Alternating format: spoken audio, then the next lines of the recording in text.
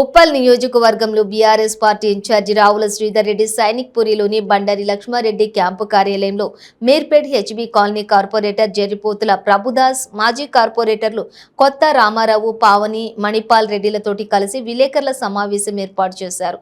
ఈ సందర్భంగా ఆయన మాట్లాడుతూ కాంగ్రెస్ పార్టీ రాష్ట్రంలో ఉప్పల్ నియోజకవర్గంలోని ఓటమి ఖాయమని తెలిసి రేవంత్ రెడ్డి చిల్లర పనులకు, చీప్ ట్రిక్స్ కు పాల్పడుతూ ఉన్నారని చెప్పి ఆగ్రహం వ్యక్తం చేశారు.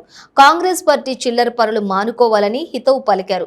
కర్ణాటక ప్రభుత్వం చట్ట విరుద్ధంగా ఎలక్షన్ కోడ్ ను పట్టించుకోకుండా తెలంగాణలో ప్రకటనలు ఇస్తూ వస్తోందని, దీనిపై ఎలక్షన్ కమిషన్ చర్యలు తీసుకోవాలని వారు డిమాండ్ చేశారు.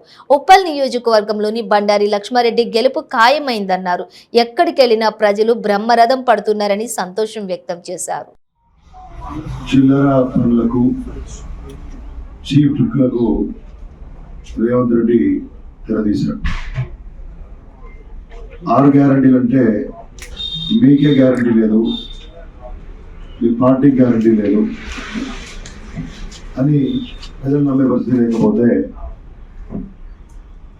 ఏదో ఏటీఎం కార్డులాగా కొన్ని కార్డులు తయారు చేసి దాని మీద పింఛన్ ఇస్తామని, ఇంకేదో గ్యారంటీలు అని చెప్పి ప్రజలకు వాటిని మంచి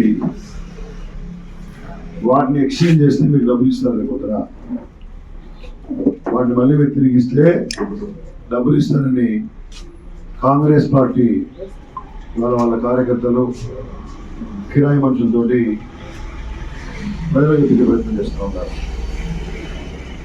రేవంత్ రెడ్డి ఒక చీఫ్ ఫిక్సేటర్ ఉండే వ్యక్తి.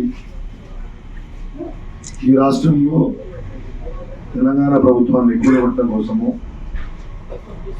ఒక ఎమ్మెల్సీని 50 లక్షలు ఇస్తూ నేరుగా వీడియోలో దొరికిపోయినటువంటి దొంగ. అటువంటి దొంగకు ఇంతకంటే మంచి ఆలోచనలు వస్తాయని చెప్పి నేనైతే అనుకోవట్లేదు. చేతనైతే ఎవరేం పని చేస్తారు, ఎవరేం చేయాలనే అంశం మీద మాట్లాడుకోవాలి, ప్రజల్ని కన్విన్స్ చేసే ప్రయత్నం చేయాలి. కానీ ఇటువంటి ట్రిక్స్ ప్రయోగం అనేది సరైన పద్ధతి కాదు. ఇది చిల్లర ప్రయత్నము. ఇటువంటి ప్రయత్నాలు మానుకుంటే మంచిదని నేను కాంగ్రెస్ పార్టీకి హితవు పలుకుతున్నాను.